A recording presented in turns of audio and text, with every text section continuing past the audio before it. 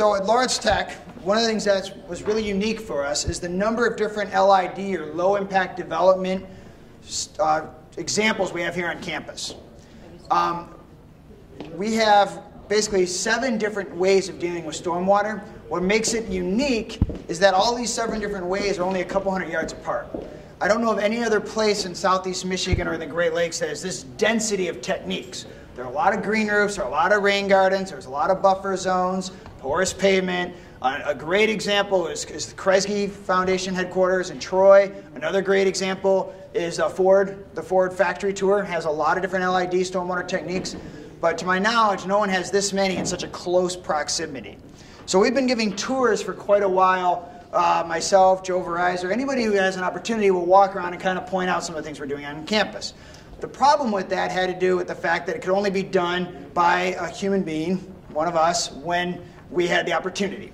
So we recently received a grant from the Herb Family Foundation to make it 2 things. 1, permanent educational signage, and 2, a virtual tour. That way people could learn about these techniques without having to have myself or Joe Verizor or another person on campus give the tour. So this flyer has been in existence for about a year. It shows the 8 different stops on the tour and gives a very, very tiny brief description on the back. What's going to be happening now is we're installing permanent signs at all of the places, although one sign covers both 1 and 2. And then we're also doing a series of videos. So there'll be 3 to 5 minute video clips of me giving a stop and talking like it was a live tour. And so the virtual tour exists either by web searching, so you can do the whole tour online. And if you went online, you'll find this exact same map. And if you clicked on number 4, the permanent sign will come up, along with a link to a video if you want to hear more. The permanent signs are in production. They've been designed, but they're currently residing in Washington, like literally the state of Washington, out by Seattle. So they're going to be shipped here and installed in about a month. Our goal was, this is the groundbreaking, the inaugural tour. Unfortunately, the signs didn't get back here in time for us to install them. We have installed temporary signs for this event so that people can see exactly what the signs are going to look like. We also have an example of the little QR codes. For the people that are, more tech savvy than me, I'm about in the middle, I know what a QR code is. There's going to be permanent little QR code stickers on each sign. So if you're walking by and you see the sign, you walk up and you go, I want to know more. You pull out your smartphone, you scan the QR code, and the 3 to 5 minute video will come right up on your phone. So now somebody could take the whole tour from me, even if I'm not here. So that sounds like a pretty good idea to me. So I love giving tours, but I like the idea of this broader outreach. And so, for example, in a few months, I'm going to be talking to and at a Children's Museum Science Center down in Florida, and they want to be able to try to kind of do this exact same thing. And so right now, if somebody's in Florida, they could literally go to the website and get the tour and see what it's all about before they decide if they want to embark on the same initiative. So we need to be back here in about 20 minutes. So what we're going to do is we're going to walk to each stop. I'm going to talk about them briefly. I can't give you the full tour because the full tour actually takes about 45 minutes to an hour, and many of you need to be back here in about 20 minutes for a session. But we'll walk around and I'll show you each stop and talk about it a little bit and answer any questions you might have. So great, thank you.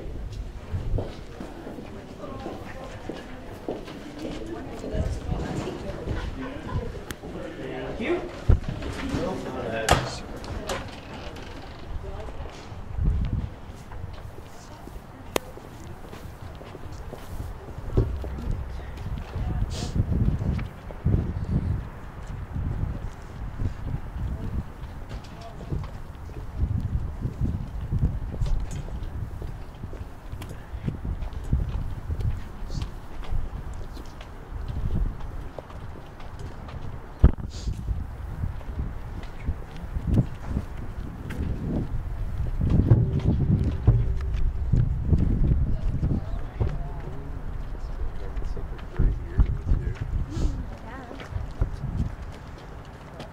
So this is the first stop on the trail, and one of the things that's great about the trail is that it's expandable. It can be modified. So for example, next year we're hoping to put in another 2 more rain gardens, so we'll have more stops on the trail.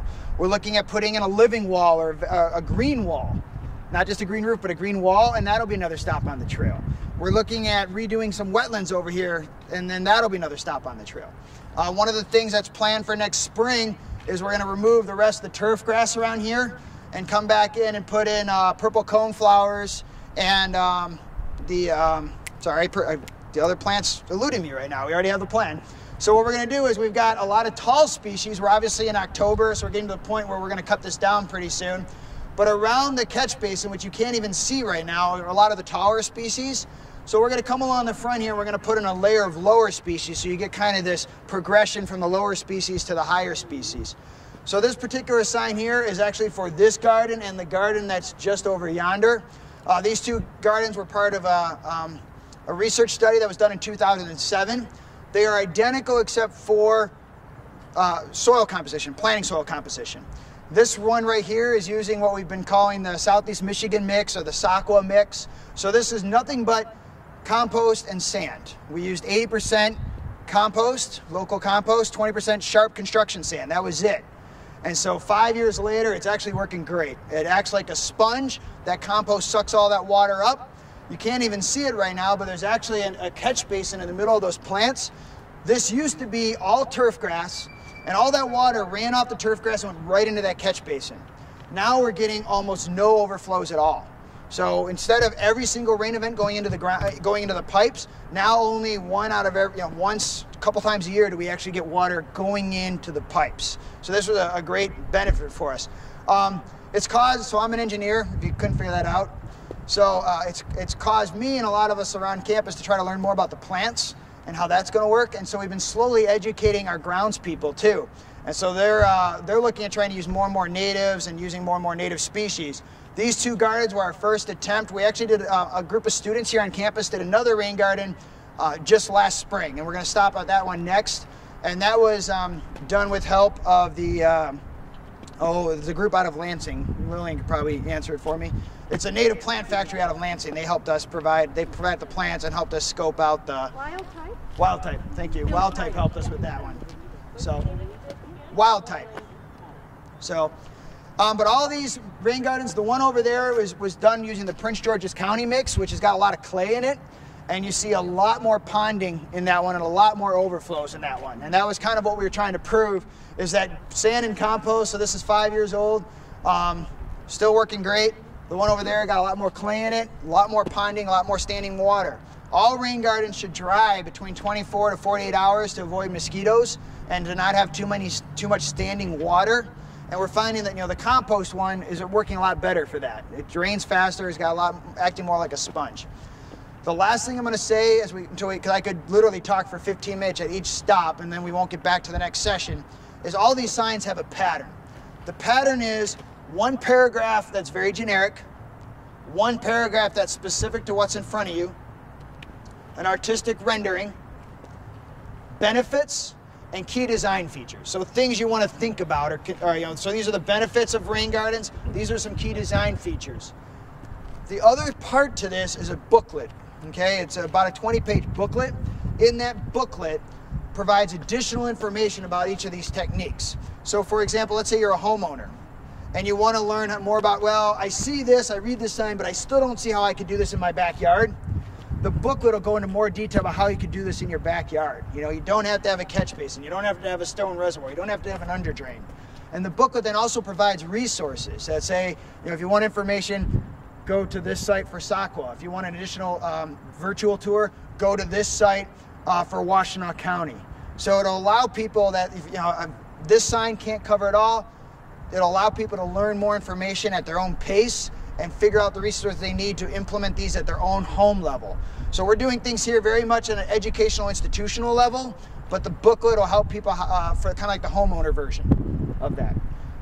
So we're gonna, unless anyone has a really quick question, we're gonna kind of continue to walk. So this sign is sites 1 and 2. Last thing I'll say, apologize. The permanent signs are gonna be porcelain, enameled porcelain. And they're gonna be installed in stainless steel aluminum, extruded aluminum. And they're gonna be, the extruded aluminum is gonna come up and it's gonna be on a 45-degree angle. So it'll be about this height on an angle. That's why I try to do it this way. But with the porcelain enamel, it's more expensive, but it's permanent. They should look good for a really, really long time. And then the QR code will be on the base for anyone who wants to scan it. So you're gonna have to visualize it. I really wanted these done beforehand, but we couldn't get them through production fast enough. I didn't realize how long it takes to actually fabricate these things. So they'll be installed in November. So in the spring, when everything's fresh and in bloom, come back and check it all out. So we're gonna walk this way.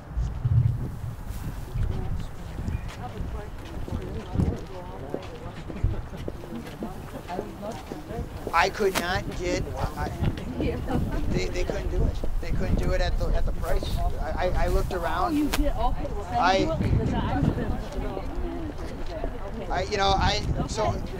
The sign company I actually use is the one that Wayne County uses. Oh, okay. We can't get them done locally at a cost that's even remotely competitive. Okay, well, I'm going to check into that. So I looked at a whole bunch of companies, and it came down. I used the Washington one because they had a long track record of doing signs, even for like Wayne County recommended them. So they have a long track record of doing signs, and they were by far the most competitive price. Okay. So I'll check it out. So here's our bioswale. So the bioswale is the entire loop around the entire quad. This quad used to be very muddy for anyone who's been here a long time. Terrible drainage, all clay soils, standing water, really poor grass. Now you need to have, now all the water that comes out the front of the building, all these parking lots, all of this goes into this swale. The bioswale is the Carl Forster reedgrass in the back, and then this herbaceous plant in the front. This is the actual swale. This is actually not part of the swale. This is a flower bed that flows into the swale right here. The swale is about 3 foot deep. It's got a stone layer and an under drain so that you have any additional ponding does trickle into the overflow, which is in the middle there. The swale was designed to have a 10-year rainstorm event. So about 3 inches of rain before you would actually get overflow. So a lot more water is staying on here than before. In fact, inches upon inches, probably about 30 inches of rain more per year staying on the quad than before, when it all ran right into the gutters and right into the Rouge River.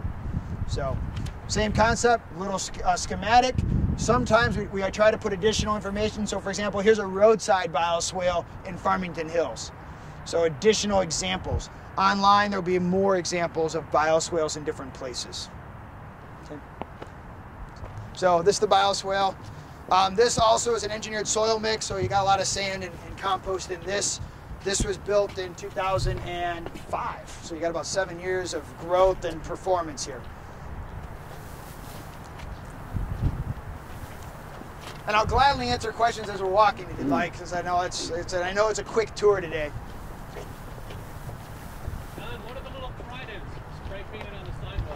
We had homecoming last weekend, and so we're the Lawrence Tech Blue Devils, and so LTU and Tridents and little devil faces have been spray painted everywhere. Yes. And I'm hoping that that's not permanent spray paint. I really don't know.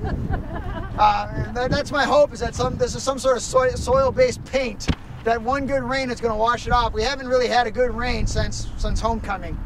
If it's permanent, there's going to be some really mad people around here. So. John, is there any stormwater that leaves the campus? I'm sorry, one more time. Is there any, how much stormwater leaves the campus? Oh yes, absolutely. So I won't hide this fact. We moved to this campus in the 1950s. And so in the 50s and 60s, there was no stormwater control. It wasn't required, it wasn't traditional. So all this campus was developed, and we dumped all of our stormwater right into the Rouge River. Every building, every parking lot, right into the Rouge River. Now, before you start throwing stones at us, the entire city of Southfield Center over there, all those buildings also dump right into the Rouge River, which then dumps onto our campus. So our campus receives all this stormwater from all those gold buildings as well. What we've been trying to accomplish here is every time there's a new project, we do net negative or net zero stormwater, which means not only do we obey by the current set of regulations, we are improving the stormwater release. So all those huge parking lots out there, all of that still goes straight into the Rouge River. I can't deny that. But anytime now we do anything on campus, we hold more. We don't just abide by the regulations, we do even better. So regulations allow us to release 0.2 CFS per acre. I know that's kind of a crazy number, but if I have 10 acres, that means I'm allowed to release 2 cubic feet per second of water. Well, at Lawrence Tech, we're going the other way. If we're going to redevelop 10 acres, we won't just meet that 0.2 CFS per acre. We're going to go negative. So we're going to hold more water back than we started. So everything we're doing now, we're doing better than we're required to do. And we're just slowly ticking away at becoming a better steward. All the quad in this main area here now pretty much has no runoff. But all the big parking lots along the edge still do. So our next three signs are right here.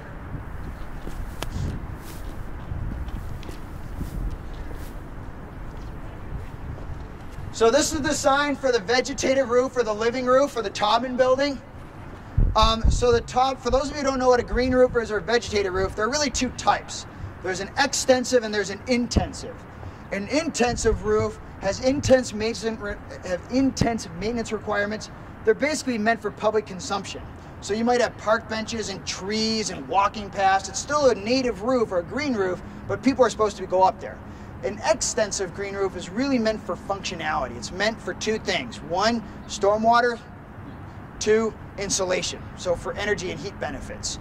And I can spend a lot of time talking about green roofs because green roofs, so as a taxpayer, I'll just kind of put this out there.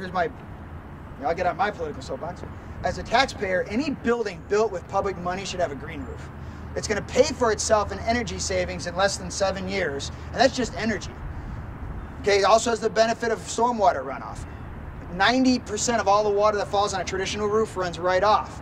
Only about 30% of the water that falls on a green roof runs off. So now we've got the energy savings, now we've got the stormwater savings. This particular building right here has no traditional stormwater pipes because it doesn't need it. Okay, a traditional building has a whole bunch of stormwater pipes. Next, you got the heat island effect. So green roofs are cooling the air.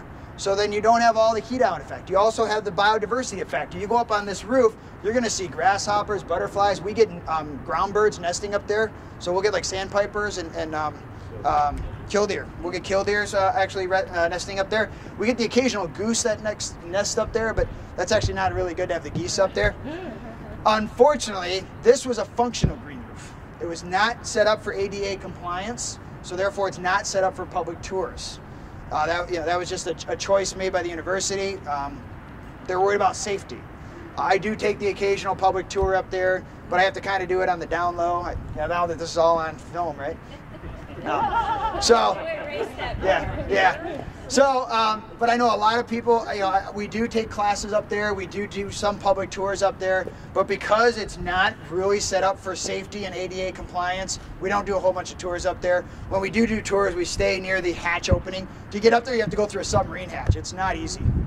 But what we did here then is we have a sign, we have a picture of the roof, that's what it looks like. There's some close-ups of the sedums. These are alpine plants. It talks about the type of roof we have, all the different layers, the drainage layer, talks about the benefits and the key design features. So we want people to know that the roof is up there. To see the roof, if you're actually over in the science building, you get a really good view of it from over there. But you can't see the roof unless you're on the 3rd floor of the science building. That's where you can really see the roof. The reason we use sedums, alpine sedums, is they're used to this type of environment. The soil mixture we have right there is an expanded clay shale, so it has very little organics. It really takes up a lot of water, but it doesn't have it's not like a potting soil. It's not what you'd think of. So this expanded clay shale, sedums don't need a lot of organic material. They're used to growing on rocks. So you go up there, there's a lot of rock, there's a lot of sedum. The other advantage of sedum is they're really hardy and tolerant. So in the summer, 100 degrees, a month without any rain, they live.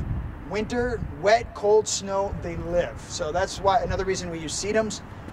With a green roof, the first 2 years you do an irrigation. If you're not doing if you're doing like a public consumption roof where you have a lot of trees and plants and maintenance, you're gonna have to water it. This roof right here has not been watered in over 5 years, and it's still alive. You take 2 years to drip irrigate it, get those plants established. Once they establish, you let them go. So we're not really doing any maintenance up there. It's just, and it's going to last for 40 or 50 years just fine the way it's going. So it's about almost 7 years old now. So that's our vegetated roof. The very next one is right here. And that's stormwater harvesting. So literally hundreds and hundreds of people every day walk past this little piece of grass and don't understand what's here. Underneath this grass right here is a 12,000 gallon cistern. So right here, the cistern then collects all the water from that green roof, from that bridge and from that glass facing. So all the water from all this new construction goes down into the cistern, into the underground. That water then is filtered back up into the building for toilet flushing. So it's gray water reuse. So that's why this building right here doesn't have any water coming off it at all.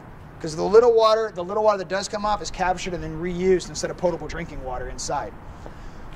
So nobody's going to put a 12,000 gallon cistern in their backyard. So we're going to try to promote rain barrels as well. So we did this little schematic right here. We talk a little bit about homeowner version. So, and same thing online. You know, we're going to talk more about like 55 gallon rain barrels and why every single person can make a difference. So rain gardens and rain barrels everybody can do that. And so we're going to try to convey that information along the way as well.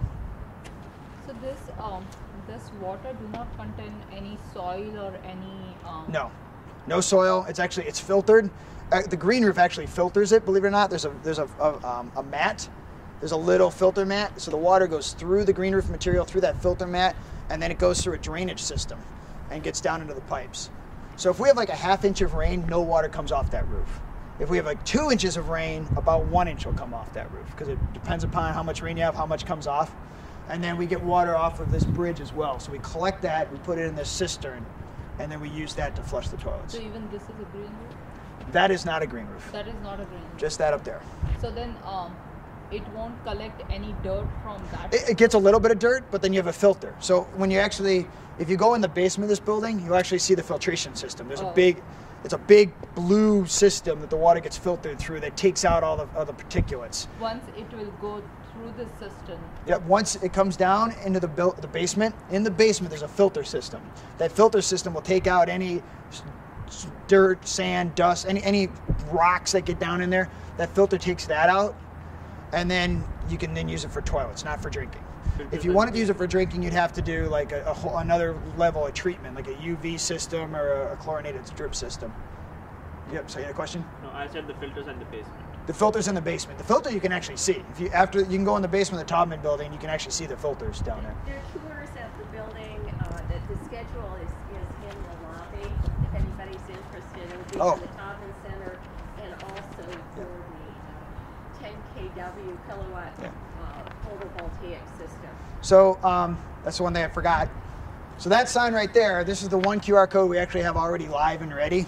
So I've been leaving this QR code in the exhibit hall along with the cross section of our green roof so people can scan it. They can look at a picture of the green roof, scan it, and watch it. So each one of these will have a little QR code stand on them. So if anybody has a smartphone and wants to play around with this as you go, anybody? Nobody? Nobody has smartphones? So the students do, and they already did it, so they don't have to do it again. So, all right. But it's also online, right? It's also online. And how would they get to that? Actually, this tour has the web link. Thank you. So there's only one of eventually, there's 6 videos that are going to be online. Right now there's only one. And we're exploring the next group. Like for example, I do one on buffer zones, and we've shot a whole separate one on biodiversity.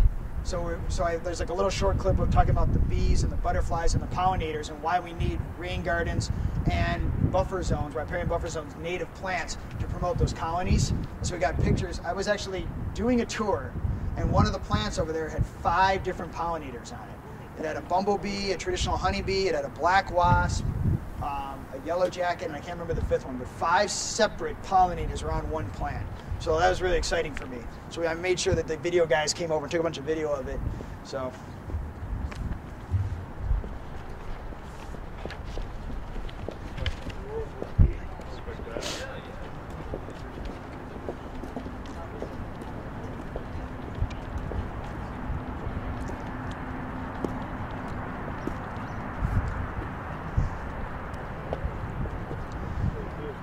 So this is rain garden number 3 right here. This is a slightly different rain garden. This rain garden would be closer to a traditional homeowner rain garden. There's no under drain. There is no stone reservoir. It's still 80% compost, 20% sand. This had 4 plant species that went in there: mountain mint, cardinal flower, black-eyed Susan, and great blue lobelia, and I think we might have 1 more. We also had orange coneflower. And I might be missing one. we only had we had 5 species in this. It was just planted this year. So, you know, we're kind of really at the beginning here to try to see what's growing and how it's going to take. We've got some pretty good things coming in at the front. The back, where it's a little more shady, isn't coming in as well. So, but we do have 5 different species in here. The other thing that hasn't happened yet is the retrofit of the existing turf grass. The swales you see on both sides are going to be filled in with rock. And so there's going to be a rock riverbed that's taking the water from all of the concrete around it and flowing through that dry rock riverbed into the rain garden. So we're a little bit behind on our maintenance on this one. We pulled some of the plants. We got our sharp edge, the good clean edge around this. We got the good clean edge around where the grass meets the rain garden, but we know we got some weeds in there. So we got a little bit more maintenance to do before next spring. But for year 1, we feel pretty good about it. Great. It's So- stiff goldenrod. Don. What? I think that's stiff goldenrod. Stiff goldenrod? Yeah, you can see it's blooming. Yeah. Yeah. Don, with the high percentage of compost to sharp sand, have you seen any reduction? This one really did. The other one over there that I built, we overfilled it, and we did a little bit of manual packing to make sure it wouldn't subside. This was actually done by a group of students. So we had it was an undergraduate student project, and they didn't, I don't think, had quite enough materials. So this one did subside more than the other one we did. But you're only talking, what, 10%? Oh yeah, no, it subsided a few inches. So Yeah, if they'd had the right material, it would Yeah. not be noticeable. yeah. No, this was a student project, undergraduate student project. They obviously consulted with me, and I had them read all of Lillian's materials. But you know, they were responsible for designing. They did all the excavating. They did the filling. They did the planting. They did it all. And none of those undergraduates, all those undergraduate students, by the way, were all engineering students. They weren't landscape architects. All engineering students decided they wanted to do this. And only one of them was a civil engineering student. We had a mechanical engineering student and I think a computer engineering student wanted to do it. So, That's great. so we have 2 stops left on the tour and about 10 minutes to do it, and I think, so we're doing good. Or maybe I'm wrong. What time's the next session start? 10:40, I think? 10:40. So. You know what? Let's cut through the building. This is faster. So, and a little warmer. I didn't grab my coat. My hands are just getting that cold.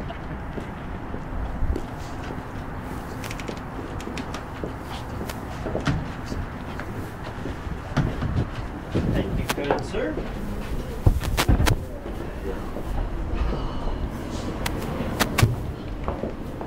Here goes the iron.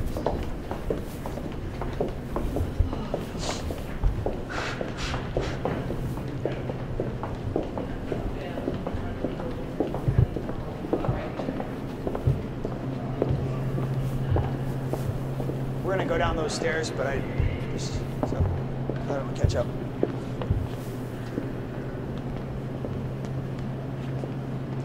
So we're actually gonna go down these stairs in just a second, but I wanna take you over here for just a quick view.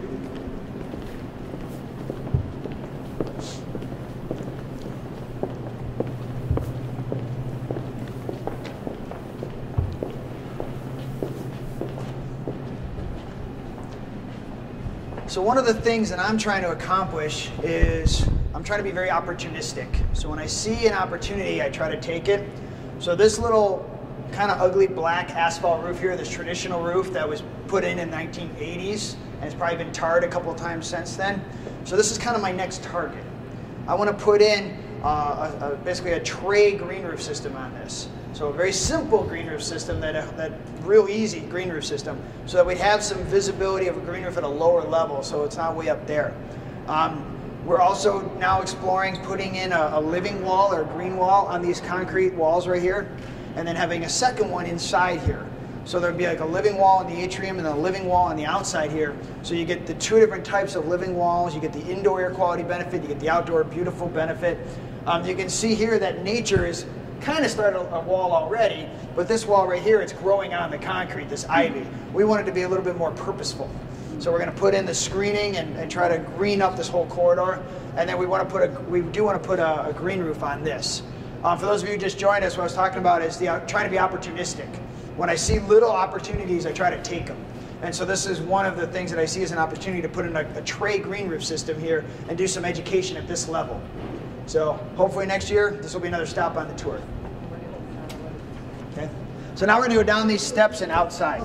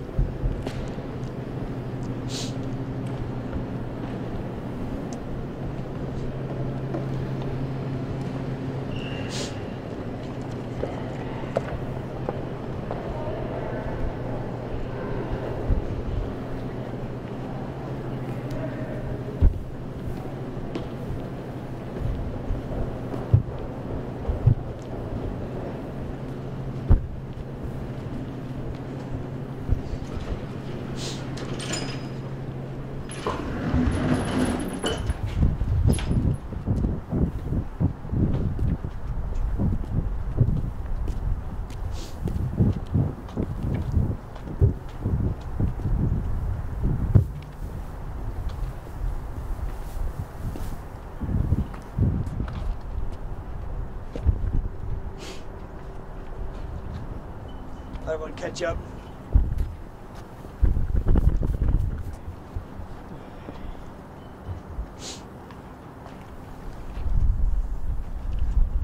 So this is stop number 7 on the tour, and I'm actually going to make this the last stop because I don't want anyone to miss any of the next round of speakers. Stop number 8 is our riparian grow zone. Stop number 8 is actually just on the other side of the UTLC. So it's real easy to stop by there as you're heading on your way home today or during lunch. You can just go out that side of the building and the grow zone's over there. Stop number 8, that was our 2 riparian grow zones that we put in 3 years ago. Lawrence Tech converted over 2 acres. Yep. Sorry.